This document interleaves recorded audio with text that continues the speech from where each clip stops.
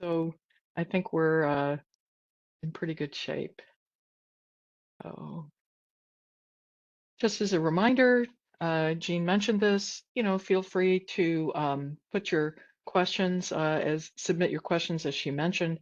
But we'd ask you to mute your line to make sure that we don't have one of those situations that we're all familiar with where Zoom goes awry. I know we're on WebEx, but you get the idea. Okay, well, here we are at the top of the hour, and I'm going to go ahead and get started. So thank you for joining me and the panelists in part one of our AECOM series, Breaking Down PFAS. We assembled PFAS practitioners to discuss what I call the three-pronged approach to PFAS management: prevention, control, and elimination. Today, we're discussing efforts to prevent more PFAS from entering the environment and the importance of distinguishing types of PFAS from one another in this endeavor. I'm your host, Rosa Gwynn. I serve as AECOM's Global PFAS Technical Leader, which means I strive to connect all of our PFAS practitioners with knowledge and so they can support our clients just all around the globe. And I'm joined by three panelists today, whom I will now introduce to you. First is Dr. Ali Ling from St. Thomas University, who has a past life as an environmental consultant. And as a professor and engineer, she supports informed decision-making in environmental policy by evaluating large-scale financial, environmental, and social costs and benefits in remedial approaches. Perfect for today's topic. Next, we're happy to have with us Taryn McKnight, Vice President at Eurofins Laboratory. And as the PFAS practice leader at Eurofins, Taryn provides technical guidance on understanding and achieving analytical objectives to produce usable and decisionable data for both public and private clients. And then finally, we have Dr. Steve Korzanowski. He's the principal and owner at Beach Edge Consulting, and he's joining the conversation today. Steve is a seasoned organic chemist who worked in the chemical industry for nearly 30 years, including at DuPont, where he specialized in fluorotelmer chemistry. And as an independent consultant, which he is now, Steve provides his expertise on fluorotelmer chemistry, fluoropolymers, firefighting foams, any range of topics that are PFAS related. So we are really happy to have these three panelists today, and thank you all for joining. So we're going to do something a little bit differently from your standard webinar, and hopefully it's engaging and interesting. And, maybe it'll create some unexpected information sharing. But I think maybe it's probably good for us. I couldn't sound more doubtful. I think it is good for us to start with the big picture, in which case I'm going to ask Ali to chime in. So let's just make a quick comment. So it just seems like common sense that if we're going to do environmental cleanup of PFAS, it's more or less futile if there's just a continued production and release of PFAS from manufactured goods into the environment. And so I wanted you to share what you had learned and what the economic perspective is on the importance of prevention, if you don't mind.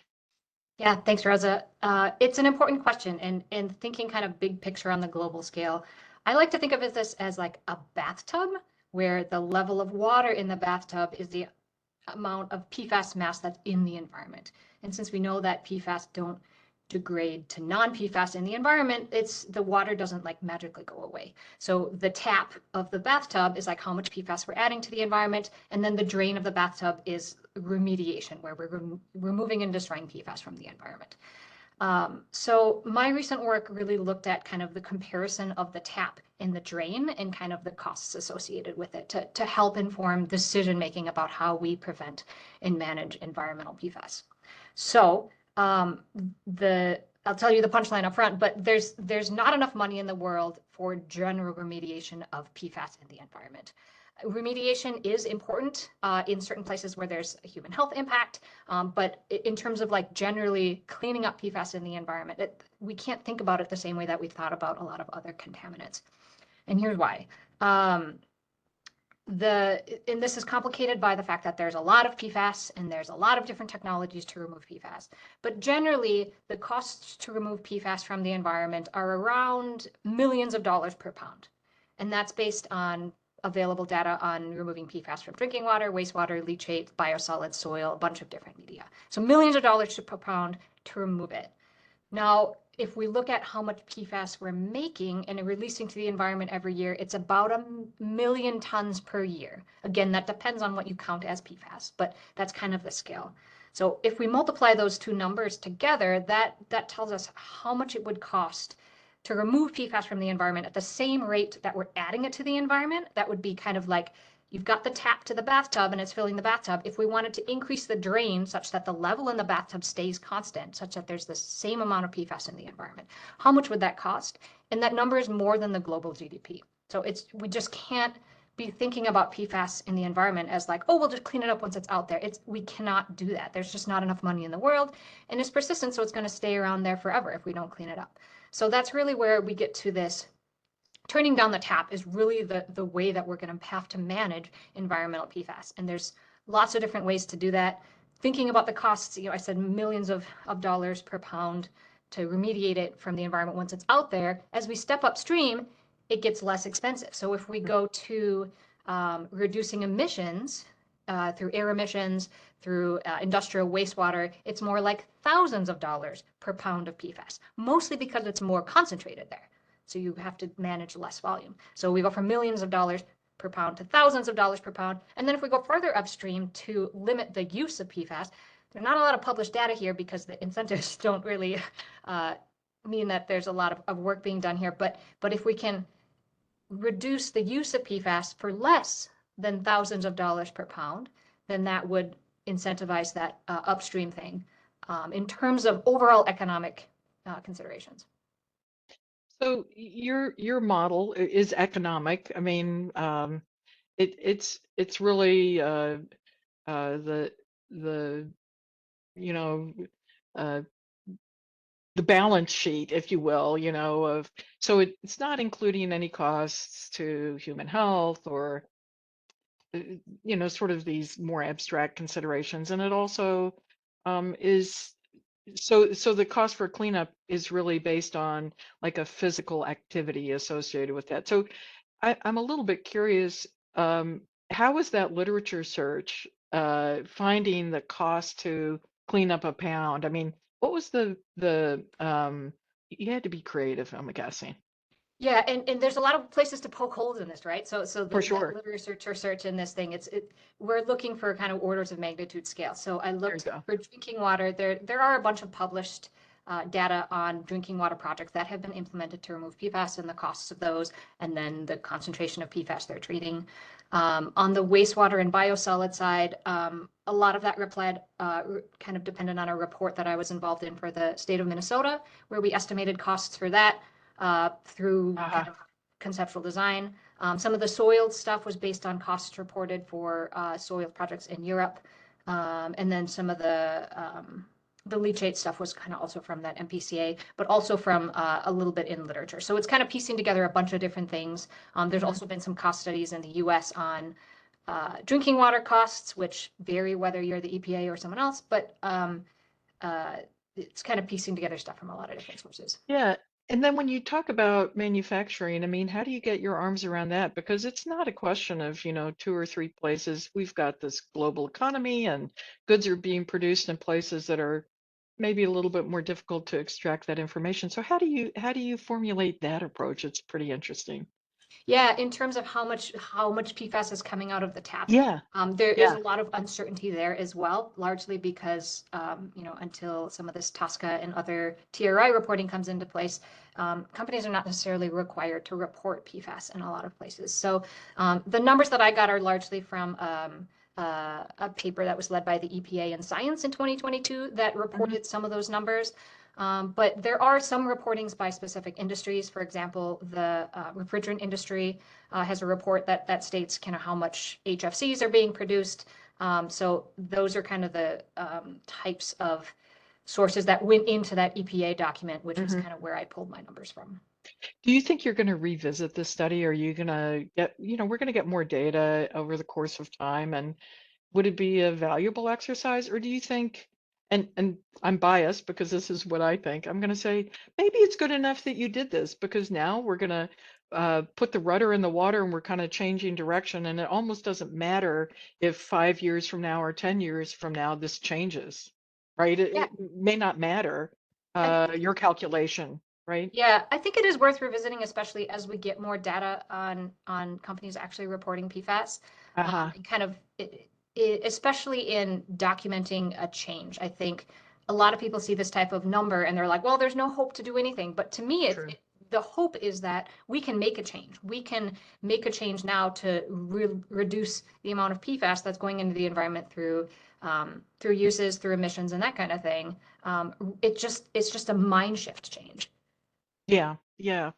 Well, let's all grab our brains and get this mind shift change going on. And I think what I was hoping we could talk about next was the concept of how to prevent. There's product bans that are planned or in place depending on where you are. And I think we're going to dig a little bit more into some of those bans, but almost before we get there, I want to talk about something inherent to any product ban, and that is, are there PFAS that we can ban? And are there PFAS we cannot live without? And I think that's subjective. Like for somebody, it might be absolutely untenable to get wet while hiking in, the Appalachian Trail, and that for that individual is a non-negotiable PFAS use to have a waterproof jacket. Um, it's a scale thing. I don't know that it needs to be driven by individual decisions. But, Steve has thought a lot about how PFAS are applied to products, how certain PFAS in products are critical to that product use, and where maybe we got some more wiggle room or alternatives. So, Steve, I was hoping that you could talk a little bit about, this concept of essential use, and maybe give us a highlight or a spotlight on, how should we distinguish these questions from one another? I don't know. Too too fuzzy or a good segue Oh, for you, man? it's a very complicated question Sure. because essential use concept has been around for a bit, but for PFAS themselves, we all know Ian Cousins in the paper in 2019 really brought that to the front, and the debate hasn't stopped, and it's 6 years later. Mhm. And that's because who makes the decisions and what are their criteria? All these different kinds of things that you have to think about. With the Mhm. example that you just used with the hiker, Okay. it's all about function. What functions do you need as an end user? We're an end user, as an example of the particular jacket, for example, but there's end users everywhere, whether they're industrial, whether they're direct consumers. Question is, what function are you looking to provide in the product that you're making, and as a consumer, the product that you're using? Now, your rain jacket, Rosa, should you decide you want to go in the woods and get wet, it depends on what the weather's like. If it's a normal, just I don't want to get wet, there are many, many, many alternatives that are non-fluorinated. The non-fluorinated durable water repellents work just fine. Mhm. But if you're in extreme weather, or if you're a first responder or a firefighter or police or military, your conditions might be much more severe. So the question is then, what do you actually need? There's lots of concepts around performance. I have had the opportunity to do a number of public seminars, conferences. Did one in 2019 with the National Academy of Sciences. Did one in 2020 with the EEB in Europe. It's all about essential use, and we're still talking about it. Mm. And that's because, what performance do you need? Is good enough okay? Oh, But what's yeah. good enough? But what? Well, yeah. Listen, as a scientist, good enough is like, what does that mean? So you really have to look in the end, what function must you have? Or what function or what criteria do you assess your products or your uses? And then you have to look really hard. Can I not use it? I mean, is there a way, based on what Ali said, I'm sure Taryn's going to say the same thing, and you too, is that if we don't need these, let's not use them. And that's, Yeah. I'm saying, Taryn's heard me say that before. If you don't need them, don't use them. And so, and I think, of course, there's a lot of incentives now with the federal governments and Europe and the states saying, well, I don't care what you think, you can't use them anyway. But let's just step back from that. Mm. The industry and consumers both have a role in this. Assess what do you really need from a particular product that may contain these particular chemicals. Over the years, that's evolved. Over the past 10 years, there's been a great shift toward non-fluorinated products. And that gets back to the really important concept of assessment of alternatives. Mm. So what alternatives are there available for you? There's the socioeconomic analysis, the SEAs, particularly that Europe does. All of these things factor in.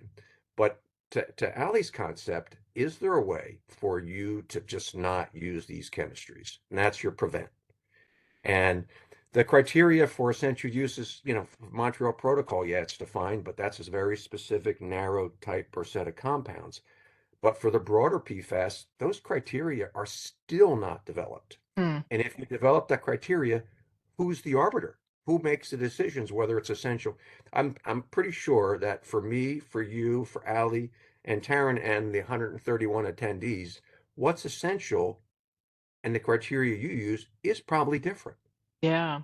And do you want someone making the decision for you? Maybe it's the right thing. No, you don't want to if you've got an industrial process that has emissions that are going into your drinking water, I think we know the answer.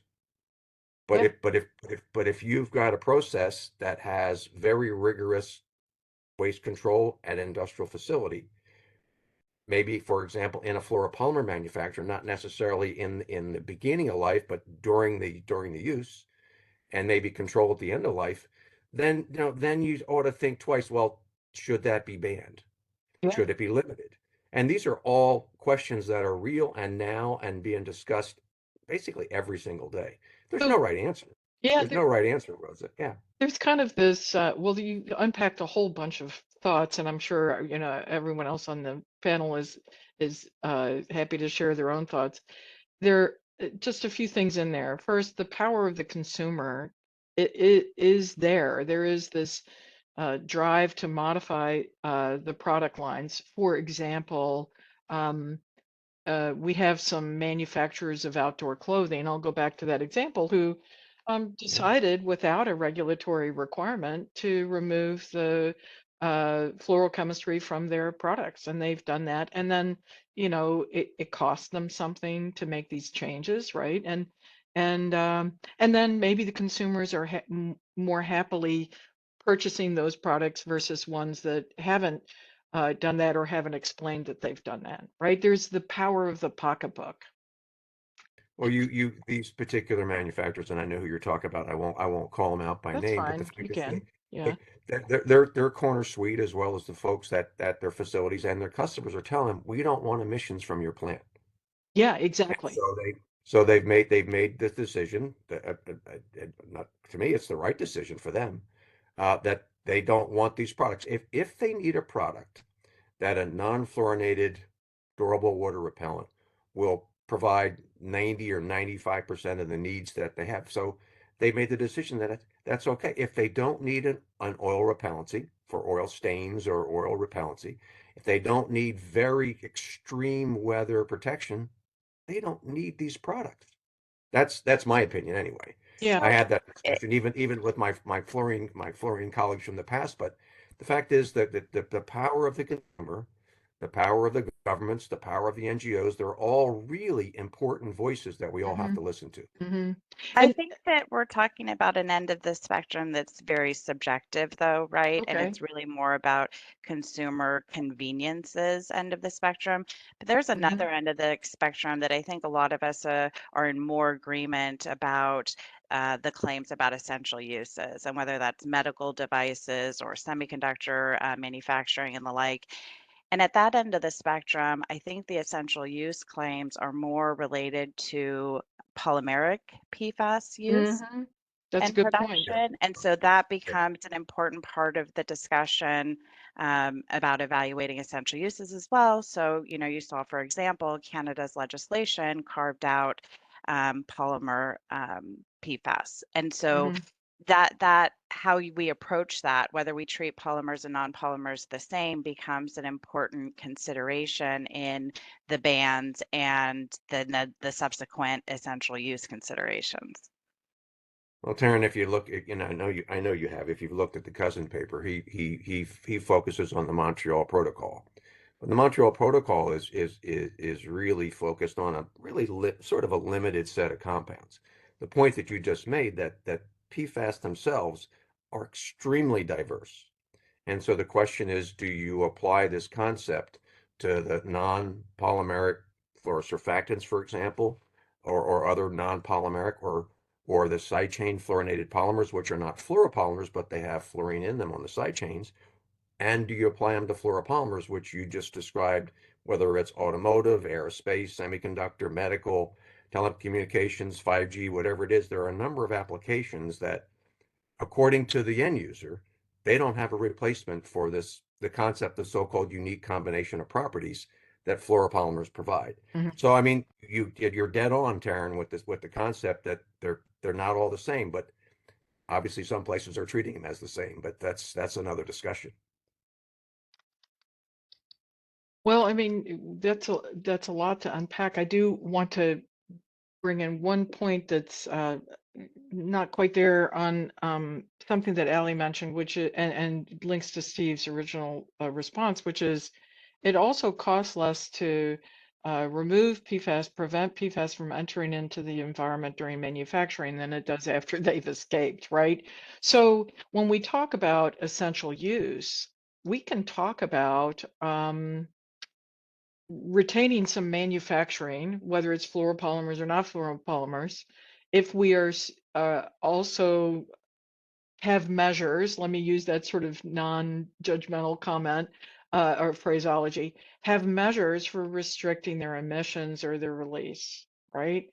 To Allie's point, there is a space in this for not having a total ban, no production, no nothing of any type with a carbon fluorine bond, which I think is kind of, you can talk about extreme concepts there.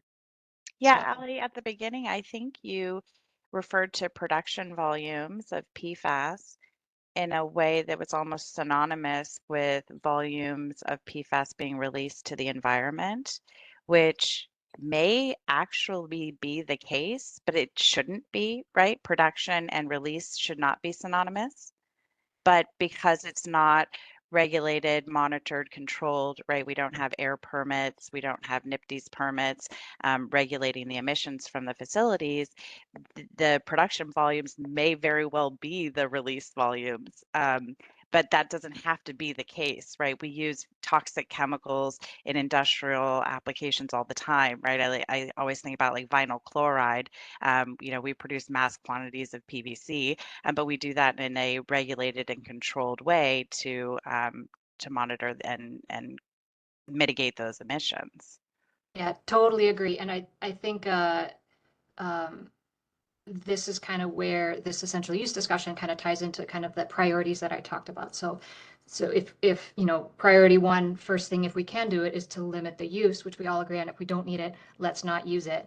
And then if it is essential, then I think that's where it's really important to look at priority two, which would be the limiting of the emissions. So what that looks like is at an industrial facility on the air stacks, you might have a thermal oxidizer that's destroying PFAS going to the air. In wastewater emissions, whether that's direct discharge to a surface water or whether it's going to a local publicly owned treatment works, that's some sort of a industrial pretreatment, which is getting more and more traction. So I think that that difference between production and emissions, I think that has been changing a lot recently as more and more factories and facilities are putting in that type of emissions control. And I hope that it continues to be a bigger difference in that use and emissions as we find things that are essential and then we respond by putting those controls on the emissions there? Let's round out the picture. And I'm piggyback on what you said, Ali, is that you have to look at the life cycle. You have to look at the beginning of life. You have to look at what happens in life, and then you have to look at what happens in the life. All three are part of the prevent and eliminate and control. So, we have been doing that, particularly in the fluoropolymer side. We all know that there have been a lot of questions around what gets emitted when fluoropolymers are made at the particular manufacturing facilities around the world. What are you doing to commit to reducing those emissions and telling people what you're doing? There have been at least two major publications on the in-life part of fluoropolymers, the work that Henry did and the work that we did in 2018 and 2022, talking about what happens in life.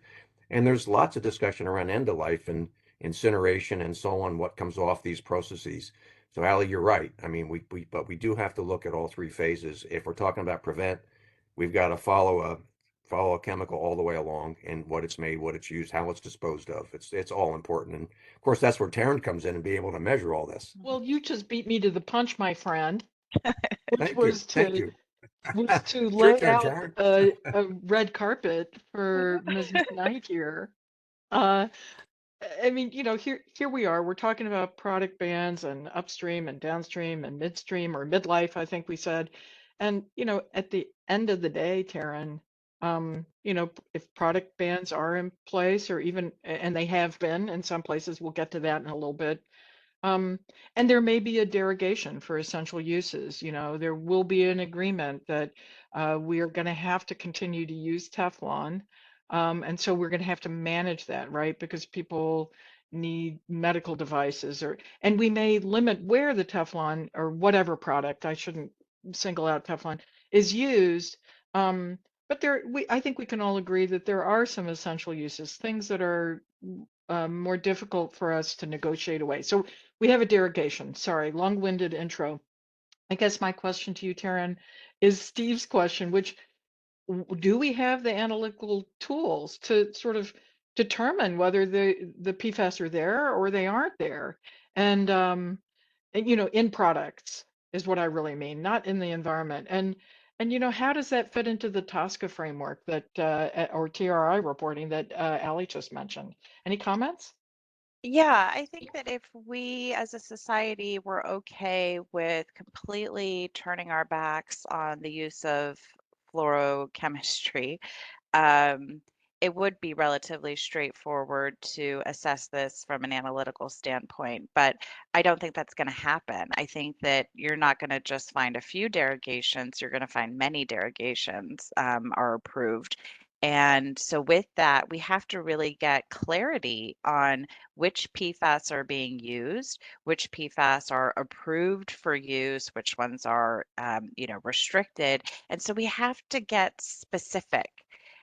This whole treating PFAS as a class and assessing it by the fluorine content is just not going to support that kind of paradigm. And I think there's hope. I know you've heard me say this before. I get um, a little excitable when people talk about the tens of thousands or millions of PFAS substances that are out there, and those are theoretical numbers, right? Those are identified structures that could be created but haven't been. Right. And so when we talk about what PFAS are being used in products, we're talking on the order of hundreds of substances. And I wish we could make more progress on those reporting obligations, whether they're the TSCA, TRI reporting obligations or some of the state specific reporting obligations. But I have a feeling even of those few hundred that have ever been manufactured, it's probably an even smaller number that was produced in mass quantities, therefore then leading to potential releases to the environment in quantities that would lead to a human health risk. And so if we could get that information, get specific about which PFAS are being used in which applications, make decisions about which ones we're okay with allowing to continue. Yeah, there are analytical tools for that. We may not have analytical standards yet for all of those, but once we know what we need, those vendors will get to work on creating them. The labs will get to work on creating methods for them. And I think it's very much within reach as long as we had just a little more insight as to which PFAS it is that we need to be addressing. And That's spot on. I want to make a Thank you, Karen. comment about I love this because um I don't know, I talk about lumpers and splitters a lot. PFAS is a family. Let's just get them all out of here. And then and we can start to unpack some of the details, and the details are and definitions are important. Um I want to make a couple comments. One is we're I'm behind the scenes looking at the fact that there's some links to papers being shared. One that Ali mentioned right at the beginning, but highly relevant to what Taryn just mentioned is also a publication that Steve was a co-author on about the prevalence of PFAS in manufactured goods. So stepping back, and Taryn or Steve actually, or we hear these terms. There are thousands of PFAS. How will we be able to ban them? How will we be able to measure them, get our arms around them? So we have to do them as a class, right? That's your point. And No, and there's work out I there that says, well, and talk to somebody at the lab. They've analyzed a zillion samples. They know how many show up all the time and how many are a little more theoretical. Comments? now what we did in publishing the work in 2021 was to try to create some perspective, and Taryn hit it dead on. What we wanted to at least inform the community, the scientific community that's looking at this, which is a very large community, is how many PFAS are what we call commercially irrelevant. That means that can be metabolites, that can be impurities, that could be compounds that are used every day, that are on the EPA list, that are used. So we actually did a bottom-up survey of the three major telemer fluoropolymer manufacturers in our industry group. And again, it's limited. Um, but we did a bottom-up survey to try to really get a handle. And we at the time we did the paper was 2019 and published it in 2021. We used the OECD list, which was 4,700 compounds, 4,730 or whatever it was. And Taryn hit it dead on. We found 6%, maybe 300 compounds, and includes metabolites. And Mm, so our goal wasn't to harass people that said they're all the same and this and that. Our goal was to create perspective and say, listen, what's really out there are these particular classes of compounds. What's really out there, and Taryn hit it right on, if you really want to focus on the important compounds to deal with, these are it. These are the classes of compounds, whether it's the ethers, whether it's the fluoropolymers, whether it's the telomeres, the surfactant side chain. Our goal was to create perspective, and we're dead on with the fact that they're not all the same. You don't want to. We believe you shouldn't group them as one. One of the other reasons we did this is that there was a big wave of people say, well, they're all the same. We can't, and there's too many of them. We can't assess them. We can't do any kind of risk, which is a function of hazard and exposure. We can't assess them. So let's just say they're all gone. But the fact is, when you really think about it, there's been a number of attempts in the literature that to create grouping schemes or classification schemes where you then can assess from a risk standpoint what particular products you should keep and which ones should be gone as fast as you can think about it. So that was our goal behind that, and we challenged the industry. We gave the invitation that listen, there's only three of us. We found 256 or 280 compounds.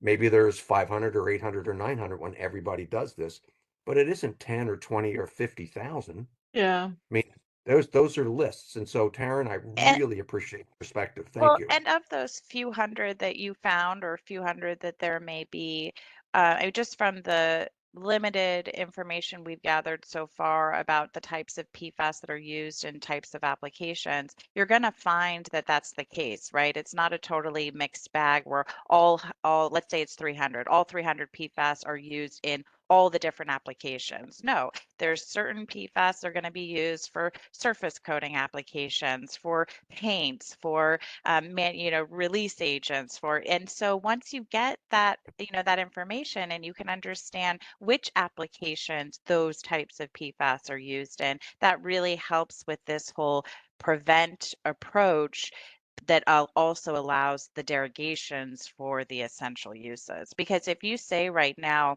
if Minnesota goes through their process and they approve these 5 different derogations for the different industries, analytically, there's no way to differentiate. So you really can't demonstrate compliance from an analytical data generation standpoint. It would just be from a self-reporting standpoint that you'd make those determinations. You have a ridiculously difficult job, Taryn. I do not envy your job. Well, you have to please everyone. We're very demanding, so that is an added wrinkle. Hey, I'm going to chime in real quickly on this because we did get an interesting comment in the chat, and that was, well, what if you're a company that makes money off of, uh, you know, 95% of your product line uses some of these PFAS, and if they get banned, that last little bit of essential use in your revenue stream, you could go under. I mean, so that was a comment in the chat. Are there any thoughts about that? I mean, this gets back to function. I think a lot of I've received a lot of comments over the years that you created these things to be essential, didn't you? Yeah, And the answer is we didn't. We created these things because they provided function. Customers then yeah, bought them for that function. right. And what I've been saying for 25 years, if not longer, is that you need to look at what functions you need these chemistries or alternative chemistries to provide, and find whether it's a hydrocarbon or a fluorochemical type compound, the thing that best suits your need. The thing is, if, as I said this earlier, if you don't need to use it, don't. But if you only have this particular function and you only get it from this particular fluorochemical, you've got to find a way to Yeah, make sure to on what we're talking about, prevent. You need to make sure that your emissions are absolutely minimized, and up the supply chain with your manufacturer, they need to do their part too, whether that's the current companies in business today. So it really is the responsibility of everyone. But there's going to be people that are caught. They're yeah, going to be caught in the middle here that are going to end up with bans, and they're going to have to find an alternative. The other thing this does, and we haven't said it yet, but it's the magic word, innovation's going to have to happen. right. This replacement And chemistry concept, right? and innovation's going to have to happen. And then they say that in almost all the articles that you read. But that's hard sometimes because these particular chemicals, not saying right or wrong, they provide certain functions that hydrocarbon or silicones can't do in a combination of properties. Yeah, So we in the scientific community, maybe not me, I'm on my way on the other side, um, are going to have to get really creative by putting various molecules together, or physical means or other material means, other ways besides just chemistry, to figure out how to get the properties they need. But I think, Rosa, to the attendee's point, the business decisions that are going to right. be made. I mean, for example, it's public information. They've announced that 3M is getting out of the fluoropolymer manufacturing business, right? And that's just because whether certain derogations are approved or not, the liability and the risk is just too high from a business risk management perspective Hmm. for them. So they're getting out of it.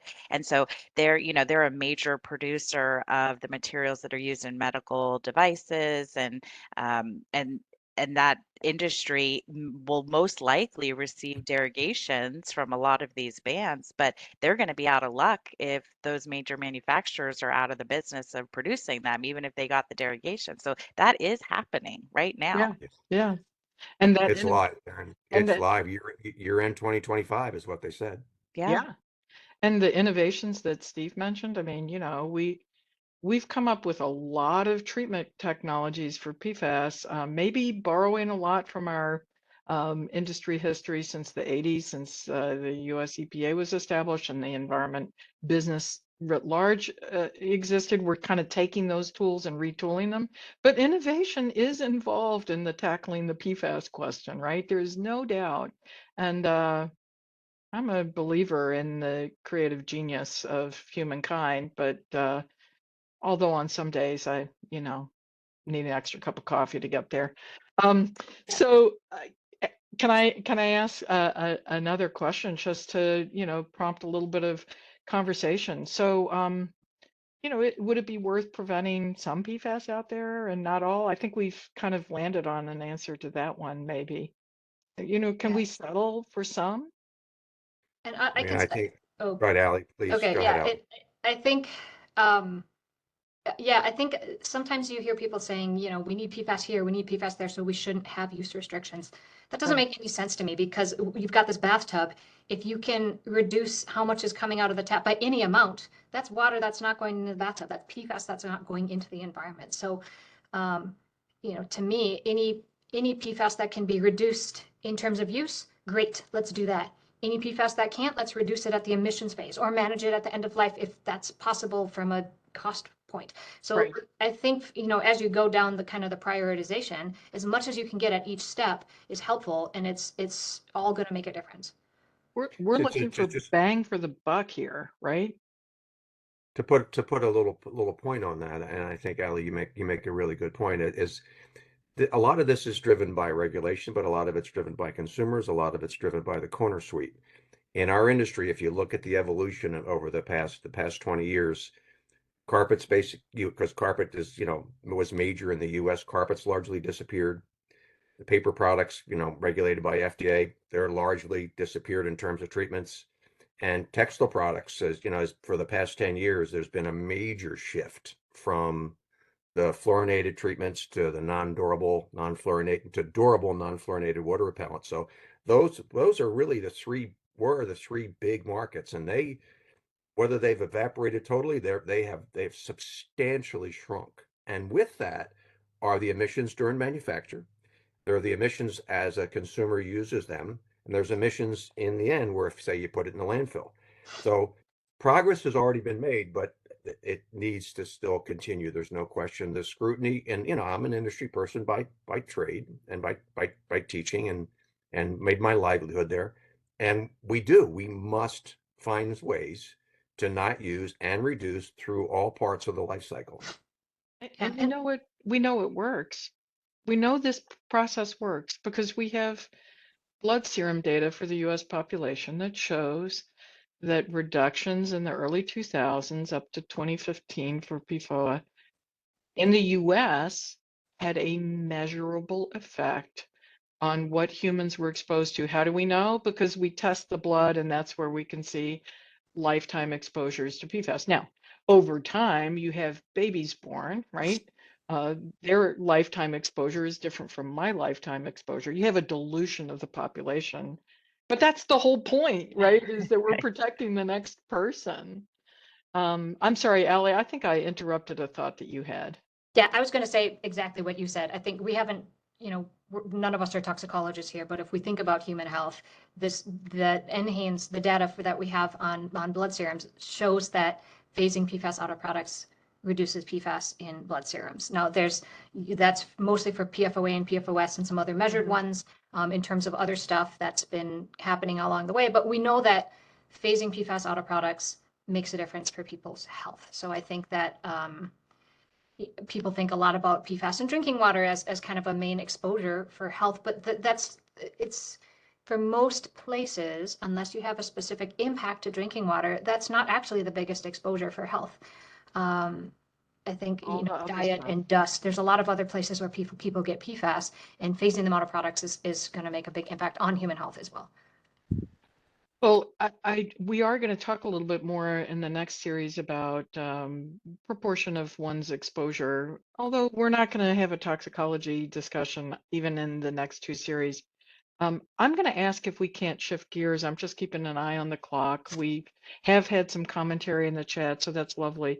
But I wanted to talk pretty much like what are the current pending or existing PFAS bans that we can kind of share with the community listening to us today.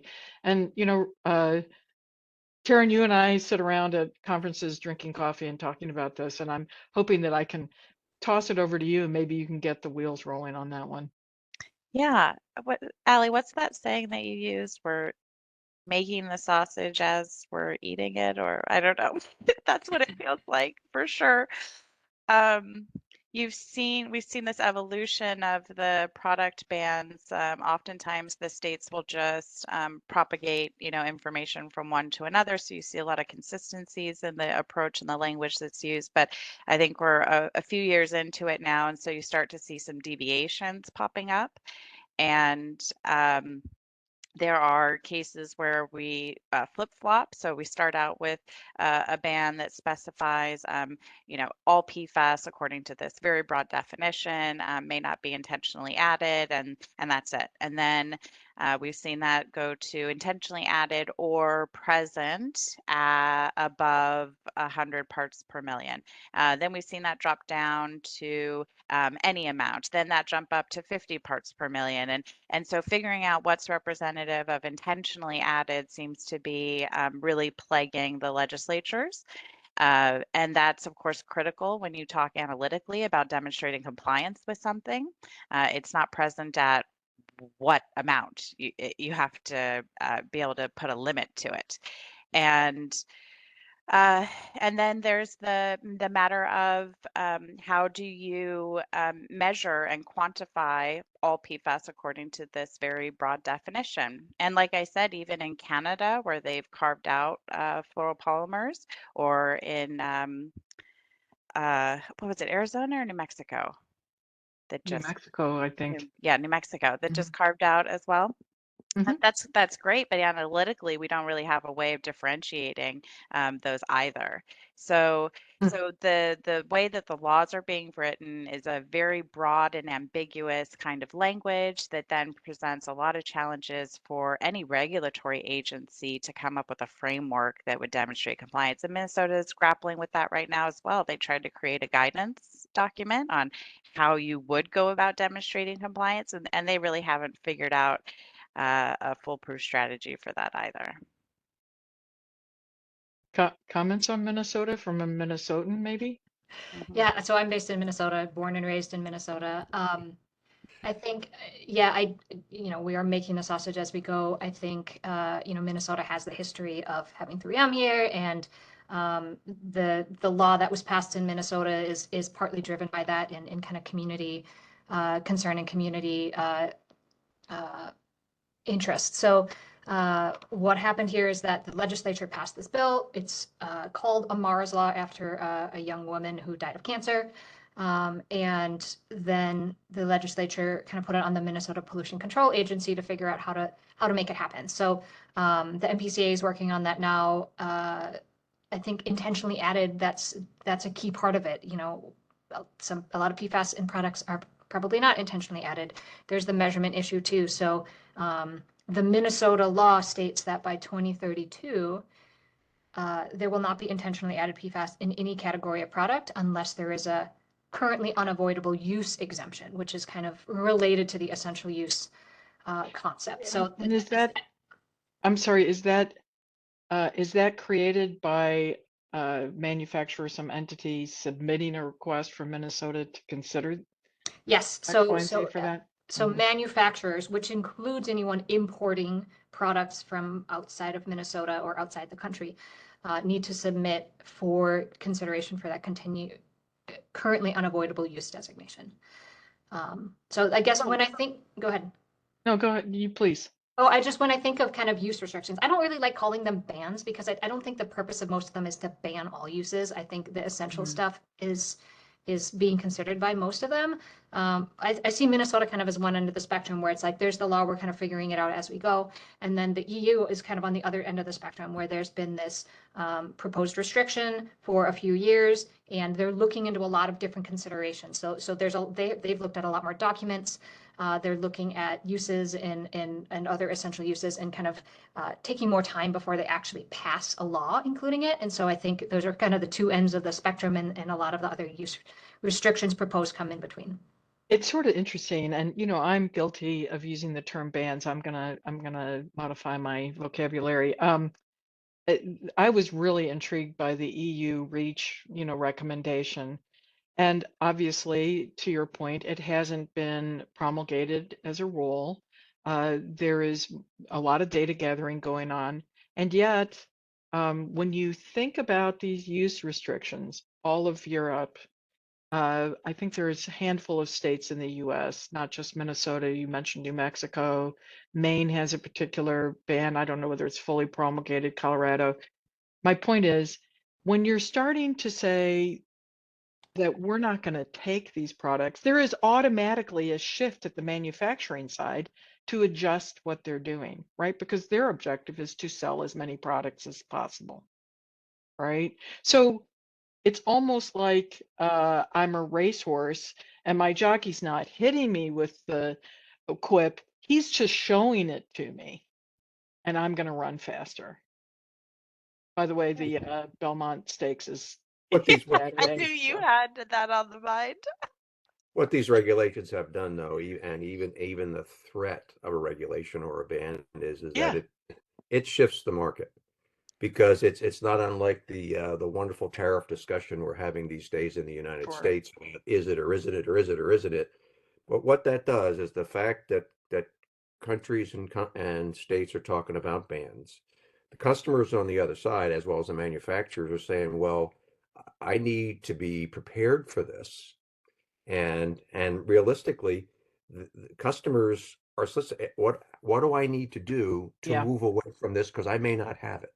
That gets back to the alternatives assessment, gets back to innovation. It gets back to the things that we discussed in all the parts of our webinar today. Hmm. So the effect of even just putting these out there does basically remove, I don't know, Yeah. percentage, remove these products and remove the uses just because of the threat.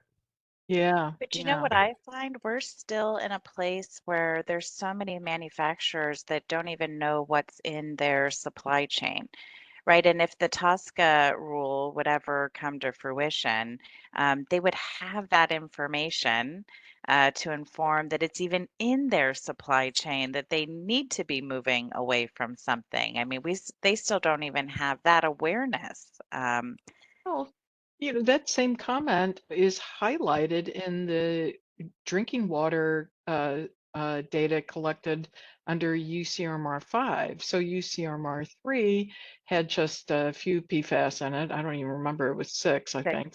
Yeah. UCRMR 5 has how many? 22? 29. 29, right? I should know that.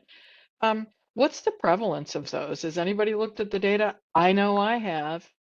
Just PFOA and PFAS. PFOA and PFAS are driving the bus here, friends. Um, do we need regulations for these, you know, less frequently detected compounds? Well, I think it gets back to my very first comment. Depends on where you live. In North Carolina, you've got a state rule on Gen X, right? Well, it makes a lot of sense, right? A federal rule on Gen X, uh, maybe it wasn't as necessary. Nobody wants anything frisky in their drinking water. We can all agree to that. Um, but there, we manage these things all the time. We have speed limits. There's not one speed limit for every road in the United States. We adjust how we respond to things based on our exposure and our threats associated with those exposures, and our risks, I should say. And yeah, anyway, we're kind of winding down to the last corner of our hour that we were spending together. Um, I was going to just ask each of the panelists, we'll just go around clockwise from the way I see it, starting with Steve and then Taryn and Allie, you get the last word. And just keep an eye on the clock, friends, because I do have one slide that I want to share with the community that joined us today. So Steve, over to you, maybe a minute kind of comment, and then we'll go around the horn. Well, no, I may not even take that, because I want to be sensitive to the fact that you've got things that you need to end up with. But no, listen, I think the fact that you did this and you included me, an industry guy for 30 some years in this particular chemistry is important. My thinking and my understanding of the chemistry has obviously changed over the years. I started as a bench chemist in the end of 1977, so it's a long time ago. But we're all really aware of the, as Ali really mentioned, the potential consequences of not managing these emissions. Yeah. And firefighting industry was right in the middle, especially the military part of that. So I think we all need to be sensitive. We all need to look hard, and then harder. We all need to question what we use and why we use it. And we all need to take a hard look at, what changes we can make for the benefit of the people that we serve. Great last word, Taryn. Yeah, I'll echo that. The goal is prevent the unessential use, control the essential use. But I think essential to moving all of that forward is better information on which PFAS it is we're actually using, emitting, and causing, any kind of risk proposition from. Data-driven decision making. I love it. Yeah. Amazing. Allie, last word from you? Yeah, I think there's a lot of people working in PFAS now, and I think PFAS break a lot of the frameworks we use to think about environmental chemicals. And I think part of what we need from that is increased collaboration with people like Taryn who are measuring it. How do we actually measure it? People like Steve who are more connected to the business world. Like, we can make laws about PFAS use restrictions, but we don't actually help companies and manufacturers try to figure out how to navigate them and how to do them. They're not going to work very well. But I do think there is a lot of hope, and we've talked about that here, in terms of hundreds versus thousands or millions of chemicals. I think with what's going on and increasing knowledge, we will have a better understanding of what's used where and how to measure it. And there has been progress made on the side of prevention in terms of phase outs, in terms of ongoing work in that area. So I think just keeping that hope and continuing to talk and collaborate across silos. Yeah, I'm all for optimism. All for it. It keeps us from that hand wringing that, creates inaction, right? Paralysis. So thank you, all three of you, for joining. I am going to share my screen, which I don't do very often in WebEx, so it might be funky. It might be funky. But what I wanted to make sure, well, actually, I should ask, can somebody give me an audible that they can see the screen? Yes. And Perfect. Okay, so we have completed our discussions and questions portion of this particular panel. But if you want to get maybe some past recordings of webinars, you can email askenvironment@aecom.com. Those are the people who've been answering your chats behind the scenes here. And of course, if you're registered, you're gonna get a link anyway. We'd love to direct you to the PFAS website for AECOM, right? I'm AECOM. We're sponsoring this. We deserve a little pat on the back. And then we have 2 follow-up webinars that we've already talked about with the group today. The PFAS control, like how can we grapple with what's already out there? And then how can we eliminate PFAS? So if you follow those QR codes, they take you to a Bitcoin site. No, just kidding. They take you to a location where you can register for those specific webinars. And I think that's a wrap for us. Thank you, everyone who took the time to join with us today. And thank you again, and especially to the panelists for taking time today, but more importantly, for being part of a community that I enjoy working in, which is the one where we're willing to ask tough questions and say some tough answers to our colleagues, right? So we were pretty well behaved today, but we will grapple. Yeah. So, thank you. okay. Well, thank you, Thanks everyone. so much. Thank you. Thank you. Thanks for having us. Thanks. Bye.